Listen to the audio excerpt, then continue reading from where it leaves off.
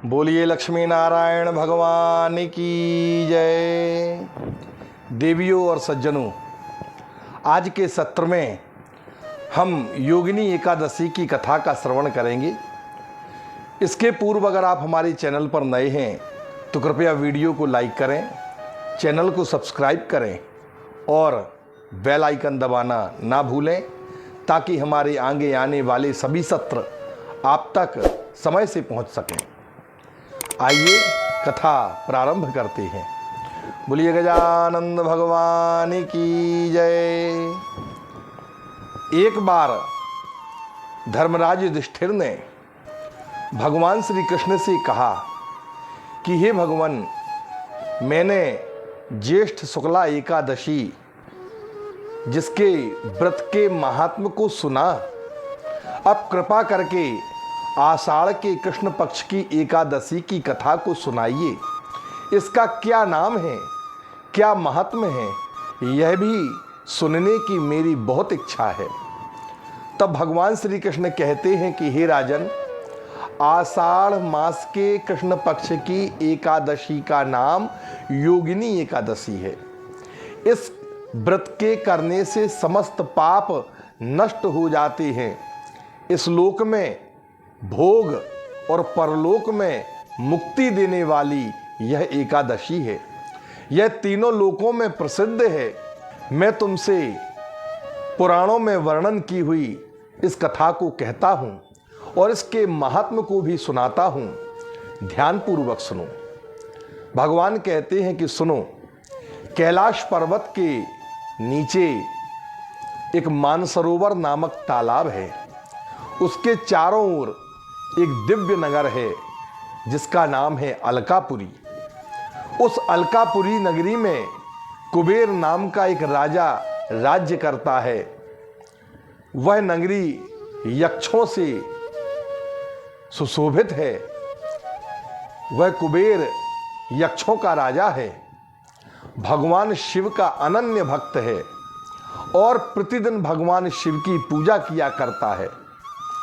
हेम नाम का एक माली उसकी शिव पूजा के निमित्त मानसरोवर के तालाब से सुंदर सुंदर ताजे कमल के पुष्प वहां लाकर के पूजा में सम्मिलित किया करता था।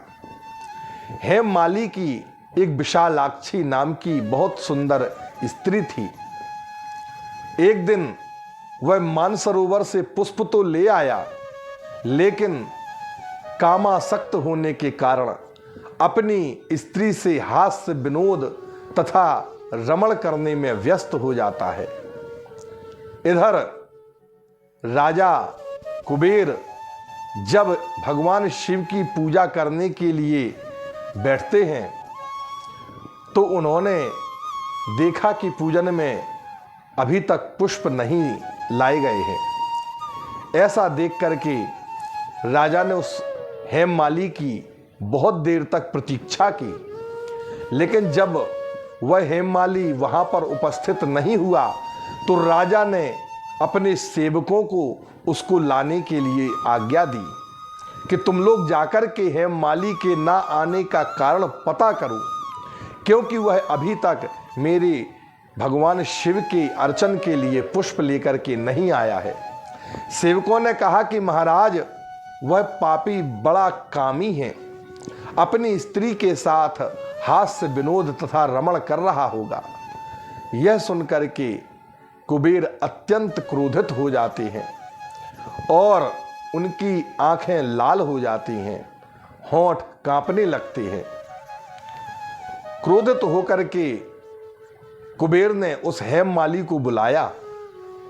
हेममाली भी राजा के भय से कांपता हुआ वहां पर उपस्थित होता है। राजा कुबेर ने क्रोध में आकर के कहा कि अरे दुष्ट पापी कामी, तूने मेरे परम पूजनीय ईश्वरों के ईश्वर भगवान सदाशिव जिनकी पूजा का अनादर किया है, इसीलिए मैं तुझे शाप देता हूं कि तू अपनी समस्त शक्तियों को भूल जाएगा, तेरी महिमा लुप्त हो जाएगी। तेरे पास जो यक्षों की शक्ति है वो तेरे से छिन जाएगी और तू साधारण मनुष्य की तरह इस लोक में रहेगा एवं अपनी पत्नी के वियोग को सहेगा और इस धरती पर जाकर के कोढ़ी हो जाएगा। तब उस हेममाली ने बहुत विनय करी, लेकिन कुबेर के श्राप के कारण उसकी सारी सिद्धियां लुप्त हो जाती हैं। वह साधारण मनुष्य का रूप धारण करके इस मृत्युलोक में आ जाता है। अब कुबेर के शाप से हेममाली उस अलकापुरी से पतित होकर के धरती पर आ गया। भूलोक पर आते ही उसके शरीर में श्वेत कुष्ठ हो जाता है। उसकी स्त्री भी उसी समय अंतर ध्यान हो गई। मृत्युलोक में आकर के हेममाली महान दुख भोगने लगा, भयानक जंगलों में विचरण करने लगा, बिना अन्न और बिना जल के इस भूलोक में भटकने लगा। उसको रात्रि में नींद नहीं आती थी, परंतु उसने अभी तक जो भगवान शिव की भक्ति के निमित्त, उनके पूजन के निमित्त जो प्रेम भाव से मानसरोवर से सुंदर कमल के पुष्पों को ला करके कुबेर की पूजा में सम्मिलित किया था, उस पुण्य के अंश से उसको अपने पूर्व कृत्यों की स्मृति और उनका ज्ञान अवश्य रहा करता है।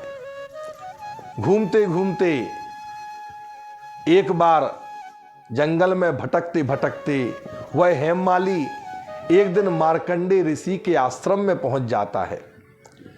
ये वही मार्कंडे ऋषि हैं जो ब्रह्मा के समान प्रतीत होते थे और ब्रह्मा से भी अधिक वृद्ध दिखाई दे रहे थे, जिनका आश्रम भी ब्रह्मा की सभा के समान प्रतीत हो रहा था। वह हेममाली वहां जाकर के उनके पैरों में गिर पड़ता है, बहुत विलाप करता है।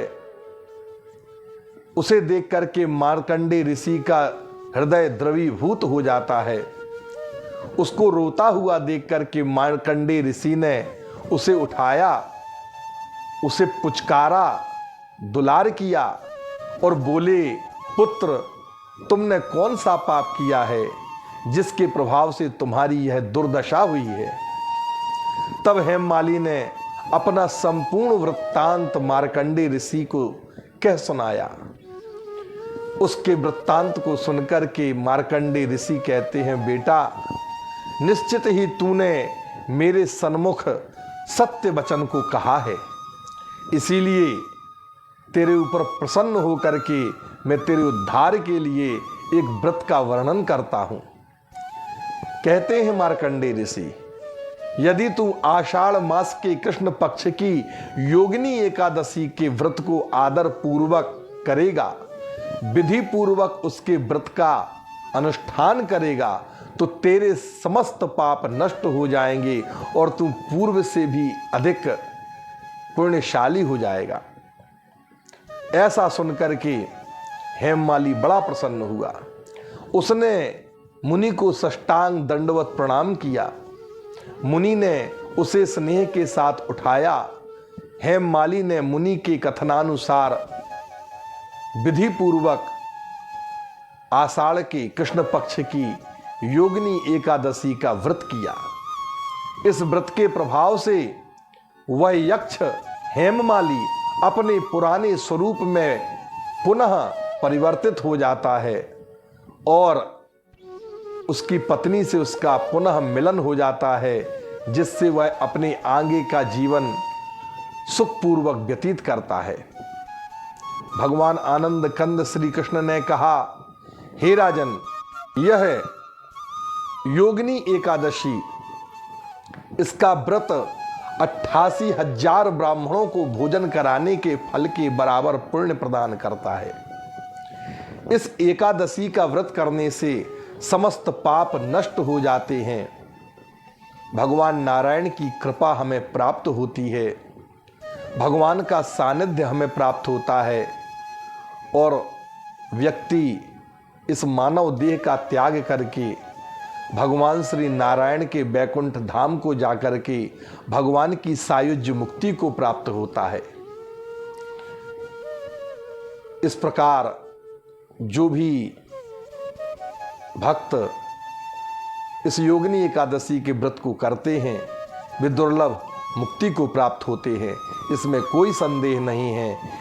आशा है आप इस कथा से लाभान्वित होंगे, इस व्रत को करके अपने जीवन को धन्य बनाएंगे। पुनः अगले सत्र में इसी प्रकार हम मिलते हैं। तब तक के लिए जय श्री राधे। बोलिए लक्ष्मी नारायण भगवान की जय। बोलिए एकादशी महारानी की जय।